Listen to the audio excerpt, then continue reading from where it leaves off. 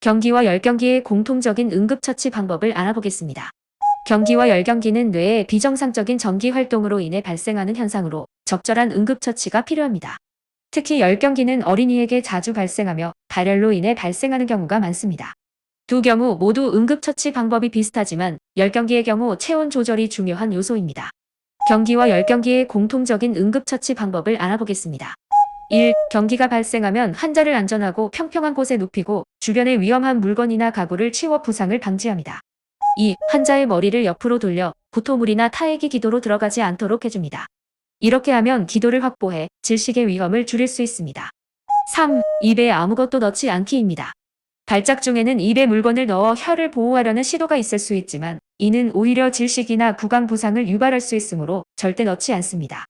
과거에는 혀를 물지 않도록 입에 물건을 넣는 것이 좋다고 여겨졌지만 지금은 오히려 그 방법이 위험할 수 있다는 것이 입증되었습니다. 경기 중에 입에 물건을 넣으면 해당 물건이 기도를 막아 질식의 위험이 커집니다. 물건을 강제로 넣으면 치아 손상이나 구강 내부에 상처가 발생할 수 있습니다. 발작 중에는 턱이 강하게 경련할 수 있기 때문에 입에 물건을 넣는 것이 더 큰 부상을 초래할 수 있습니다. 경련 중 혀를 깨물 가능성은 있지만 이는 보통 생명에 위협을 주지 않으며 혀를 보호하기 위해 물건을 입에 넣는 것은 더 큰 위험을 초래할 수 있습니다. 따라서 현대의학에서는 경기나 발작 중에 입에 물건을 넣지 않는 것을 강력하게 권장하고 있습니다. 미국 응급의학회나 세계보건기구 같은 권위 있는 기관들도 이와 같이 권고하고 있습니다.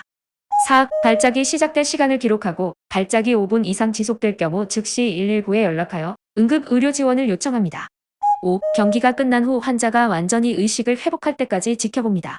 환자가 회복되면 부상 여부를 확인하고 필요시 병원을 방문하여 추가적인 진료를 받습니다. 6. 열경기에는 추가적으로 체온을 낮추어야 합니다. 열경기는 발열로 인해 발생하므로 체온을 낮추는 것이 매우 중요합니다. 아이의 옷을 가볍게 입히거나 벗깁니다. 시원한 환경을 제공하여 열을 낮추도록 도와줍니다. 필요할 경우 해열제를 투여합니다. 응급 상황에서는 물수건 등을 사용해 체온을 낮추는 것이 도움이 될 수 있습니다.